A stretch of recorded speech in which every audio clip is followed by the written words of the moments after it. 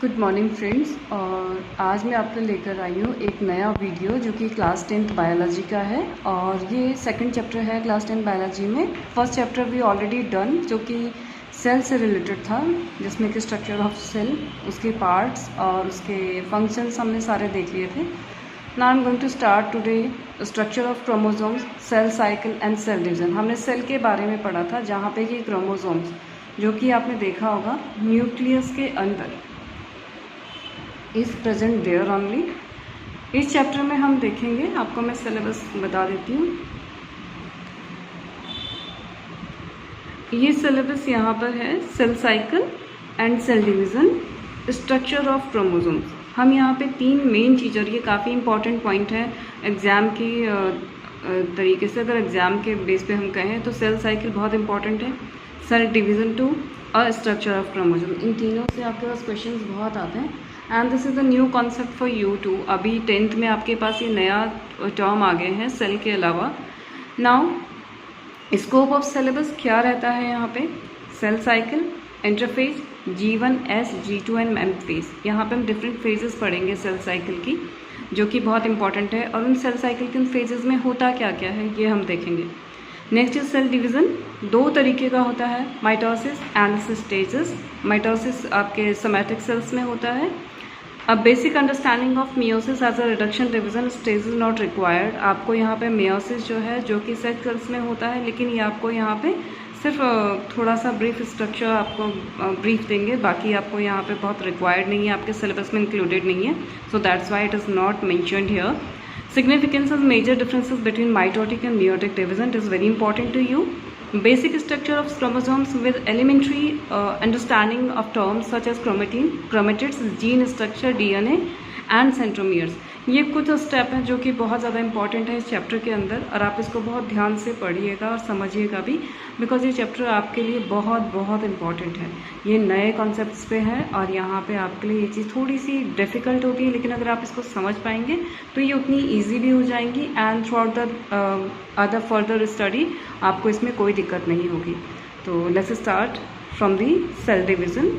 Structure of chromosomes has been discussed before cell cycle and cell division before better understanding of cell division. तो यहाँ पे क्या है, हमें ये क्या कर रहे हैं, इन्होंने स्ट्रक्चर ऑफ क्रोमोसोम यहाँ पे मेंशन सिलेबस में एट लास्ट किया था, लेकिन आपका स्ट्रक्चर ऑफ क्रोमोसोम समझना बहुत ज़रूरी है before the cell division, so you can easily understand the different stages of the cell division कि क्रोमोसोम्स होता क्या है। पहले हम क्रोमोसोम्स को यहाँ पे देखेंगे और सेल डिवीजन क्या है एक्चुअल में, हम इसको देख लेते हैं। Cell division is one of the most fundamental characteristic of life. देखिए, कोई भी लाइफ है, कोई भी है लिविंग बींग्स में, जो भी ऑर्गेनिज्म है, even a single celled animals, और अगर मैं कहूँ बड़े से बड़ा लाइक अगर मैं वेल की बात करूँ, एक सबसे बड़ा जो एनिमल्स हम हमारे अर्थ में जो अभी है, अगर अर्थ में कहूँ, और अगर मैं लैंड एरिया की बात करूँ तो एलिफेंट लाइक एनिमल जैसे हो गए, तो ये सबके भी ओरिजिन सिर्फ एक सिंगल सेल से होती है। कैन यू इमेजिन दैट कि एक सिंगल सेल ही इतने बड़े ह्यूज एनिमल को भी बना सकती है। तो एक सिंगल सेल से क्या है, this is the method which enables life to perpetrate generation after generation. ये क्या करती है, लाइफ को सिंगल सेल के थ्रू क्या है, वन आफ्टर अनदर, ये क्या करती रहती हैं, आगे आगे लाइफ को चलाती रहती हैं। This is equally true in the case of the simplest organism like amoeba as in the highly complex one such as ourselves. अब आप देखिए, यहाँ पे अमीबा है, amoeba is a single celled animals, आपको पता ही है, लेकिन हम यहाँ पे मल्टी सेलर, काफ़ी सारे कॉम्प्लेक्स सिस्टम्स हमारे बॉडीज़ में है। Like if you say that in case of the organ system, organism एक हिरार्की सा है, जो कि बहुत छोटे छोटे सेल से टिश्यू, टिश्यू से ऑर्गन से organ system, and organ system से एक ऑर्गेनिज्म में कन्वर्ट होता है। The giant size elephant or the tall coconut tree. Some of the details of cell division are slightly difficult to understand, but we have tried to make it as simple as possible. होती difficult है, लेकिन हम कोशिश करेंगे इस chapter में कि आपको ये थोड़ा सा सिंपली आपको समझने में ये पॉसिबल हो पाए। ठीक है, so now start begin with structure of chromosomes. यहाँ पर हम सबसे पहले देख पाएंगे क्रोमोसोम के स्ट्रक्चर को। You have learned earlier that the most conspicuous events occurring during cell divisions are related to chromosomes. हमने पहले भी देखा था, जो हम सेल चैप्टर पढ़ रहे थे उसमें हमने फंक्शन देखा था सेल्स का, न्यूक्लियस का, तो वहाँ पर हमने देखा होगा it take parts in the cell division. The duplicated chromosomes get evenly distributed into the daughter cells during mitosis. Mitosis यहाँ पे एक ऐसी चीज़ है जहाँ पे डबल हो गए क्रोमोसोम्स क्या होते हैं, इक्वली डिवाइड हो जाते हैं टू न्यू डॉटर सेल्स. तो मतलब वहाँ पे पेरेंट सेल में जो नंबर ऑफ क्रोमोसोम्स होते हैं it will be remain same to the daughter cells. Daughter cells यहाँ पे कहा जाता है न्यूली फॉर्म्ड सेल्स को, जो कि पेरेंटल सेल से क्या होती है, नई सेल्स बनती हैं, उनको हम यहाँ पे डॉटर सेल्स कहते हैं. और the number of chromosomes will be equal from the parents to the daughter cell, क्योंकि क्रोमोसोम्स वहाँ पे डुप्लीकेट रहते हैं, डुप्लीकेट से वो डिवाइड हो जाते हैं सेम आइडेंटिकल पोर्शन में आप नए डॉटर सेल्स को in same number. This ensure the normal functioning of the cells and through that the life of the organism. Clear now. तो first what are the chromosomes, हम इसको देख लेते हैं कि क्रोमोसोम्स एक्चुअल में होते क्या हैं. When a normal unstained living cell is observed under a light microscope, its nucleus may not appear to contain any particular things inside. अभी हम सेल चैप्टर में हम ये पढ़ चुके हैं बच्चे कि लाइट माइक्रोस्कोप में क्या है, हम न्यूक्लियस को नहीं देख पाते हैं clearly. But when the same cell is stained with suitable dyes, several structure become noticeable in the nucleus. और जब हम उसको स्टेन करते हैं किसी सुटेबल डाइज से, तो क्या होता है, हमें न्यूक्लियस के अंदर जो एक पर्टिकुलर स्ट्रक्चर होता है दैट इज़ क्रोमोसोम्स, वो हमको क्या होता है, हम उसको नोटिस करते हैं न्यूक्लियस में. In all probability you may be looking at a non dividing stage interphase of the cell. यहाँ पे आप क्या देख रहे होते हैं, non dividing stage of interphase, जहाँ पे कि क्या है, सेल कोई डिवीज़न नहीं हो रहा है. Although depending upon the part of the body from where the cell has been taken, it may as well show some division stages too.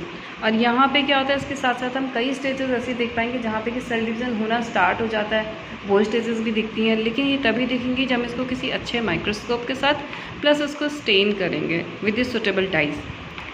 In the interface, the nucleus shows a network of very long, extremely thin, dark staining fibers called chromatin fiber. और जहाँ पर ये आपको simple एक क्या है, fibre के structure में दिख रहा हो, वो क्या होता है, क्रोमेटिन फाइबर होता है. As the cell begin to enter the first stage prophase, इसके बाद जब सेल क्या होता है, एंटर करती है प्रोफेज में of cell division, the chromatin fibre condense, ये क्या हो जाता है, थोड़ा थिक ही होना शुरू हो जाते हैं, कंडेंस डेंस होना शुरू हो जाते हैं to form chromosomes. The chromosomes radially pick up certain dyes and get colored, hence the name chromosomes. Chroma means होता है colored and soma is body.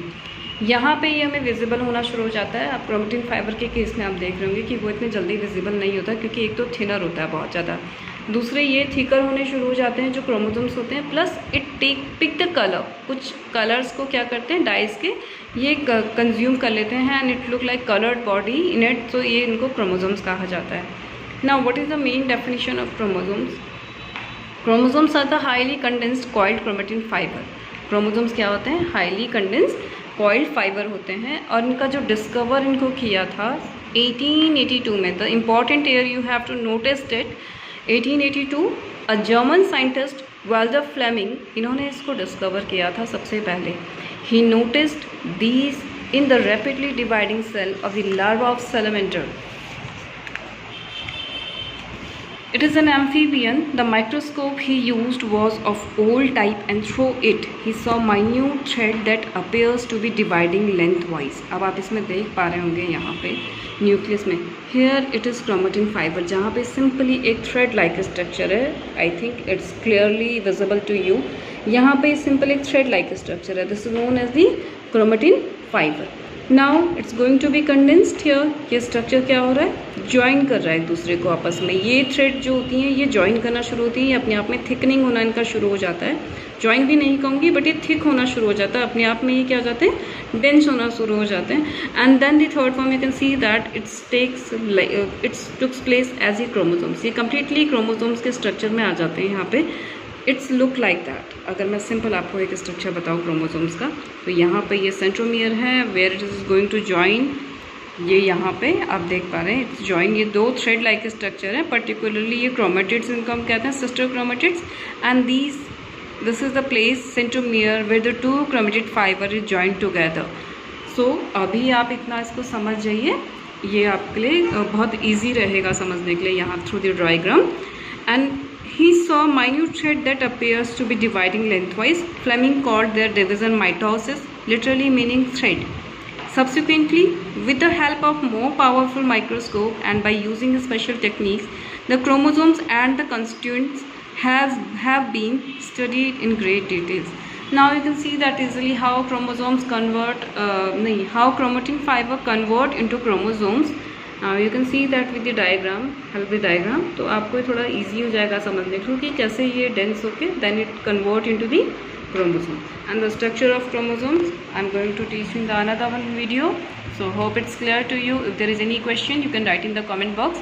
I'll give the answer and have a great time. Bye.